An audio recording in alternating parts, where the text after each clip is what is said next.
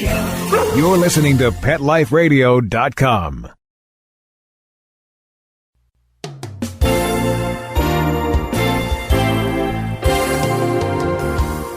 Victoria Shaffer, aspiring actress and animal enthusiast, is on her own in New York City.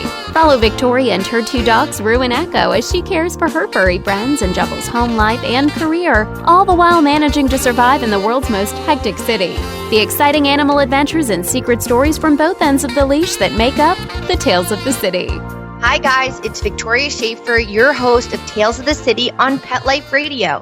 Today, I'll be talking with Joe Girardi, the manager of the New York Yankees. But first, I wanted to talk about some recent news in the doggy world. There's been a recent outbreak of leptospirosis, a bacterial disease spread through urine. Arizona has seen 50 cases thus far. It starts off as the flu and can end in death. So keep up with illnesses spreading in your area. There are always new vaccines coming out that can keep your best friend safe and healthy.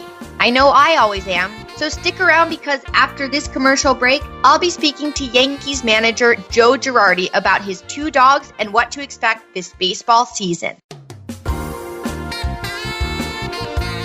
Sit and stay. Tales of the City will be right back in two shakes of a, tail.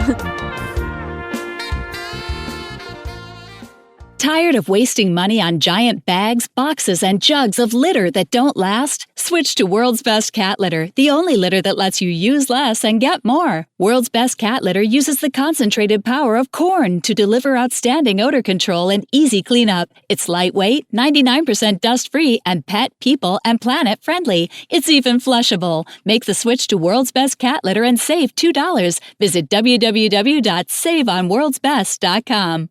July 25th, 2006, we adopted April. She's a purebred, orange and white, Brittany. But when she started scratching like crazy, I said to John, it's got to be her food. You know, what you put into a dog is what you get out. We heard this radio commercial, and this woman was so excited about Dinovite. DINOVITE.com. 859-428-1000. I said to John, I'm getting this. So the Dinovite comes, and I thought, a light bulb moment. She loves her dog food. She always leaves a little bit in her bowl.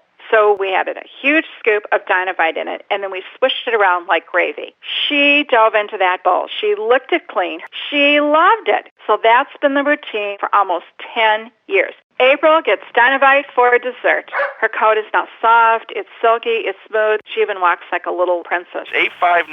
859-428-1000. On Dinovite, she's little Miss Hollywood. DINOVITE.com. Let's talk pets. Let's talk pets On Pet Life Radio. Pet Life Radio. PetLifeRadio.com.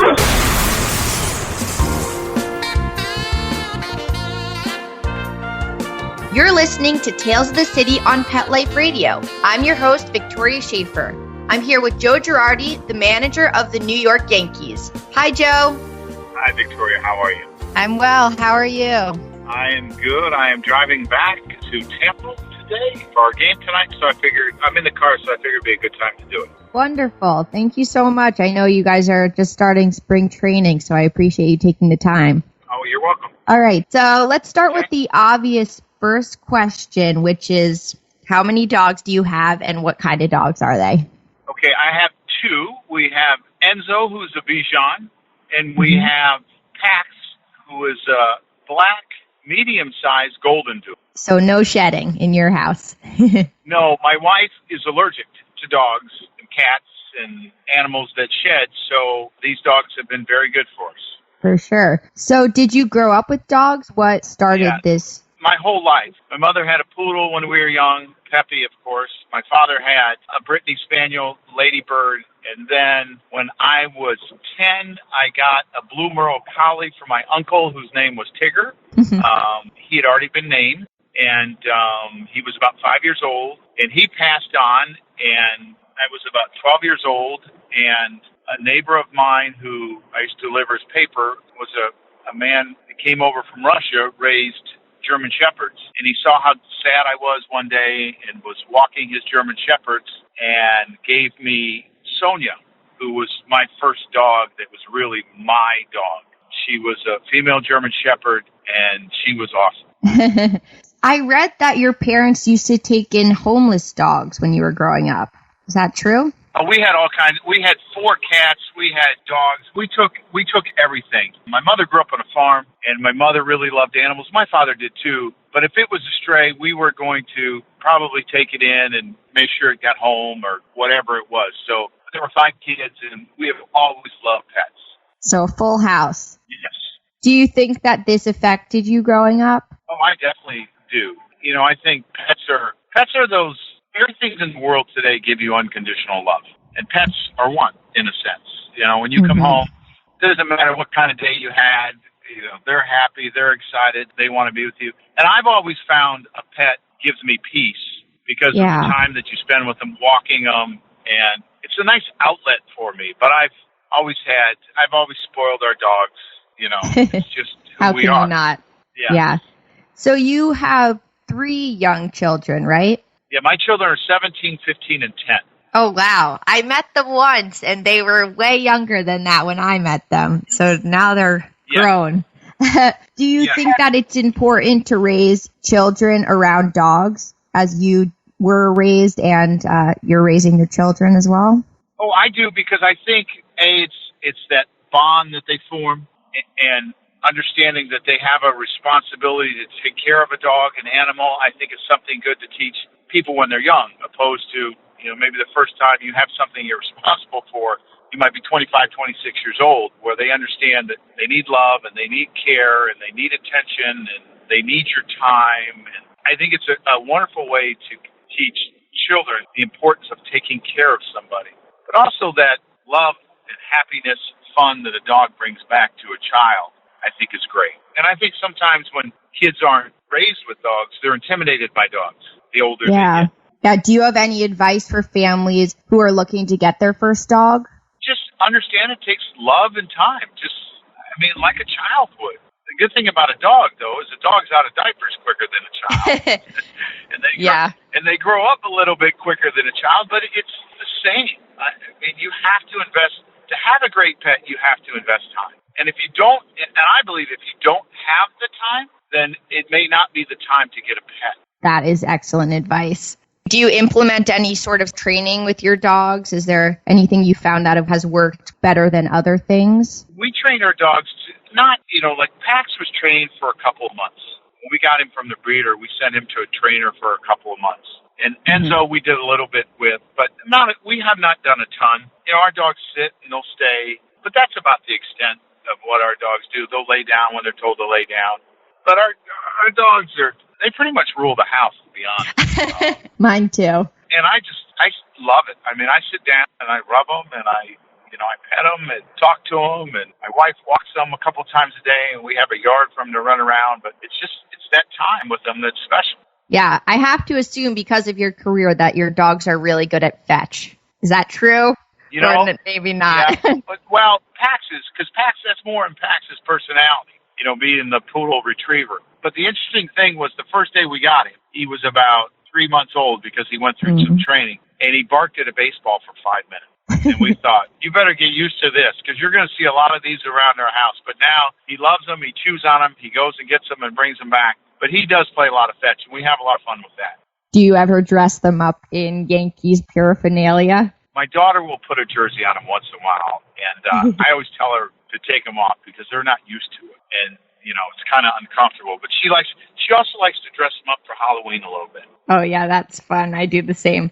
Your daughter likes to dress them up. You play a little fetch. What else do you guys do for fun with your dogs? Well, Enzo, as my wife calls it, Kim, my wife, says that Enzo's a lap dog. That's the bottom line. Bijans are lap dogs. And whenever he's sitting on your lap, she says he's working.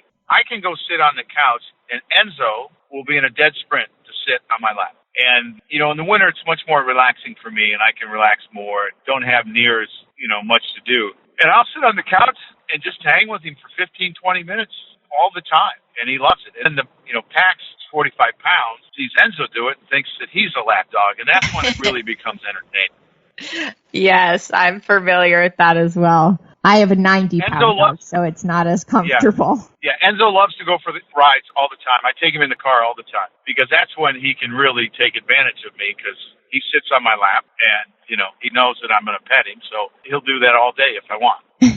Do you ever exercise with your dogs? No, not really. Not planned exercise, but with packs, there is a lot of exercise because we chase him. He loves the snow. He loves to play in the snow. He loves to go, in a sense, sledding. He loves to bite snowballs. So in that sense, we're outside running around with him, but it's not planned training. Mm-hmm. So if you read about a Bichon, they have short bursts of energy, and that is so true. That could be both good and bad, I suspect. Yeah.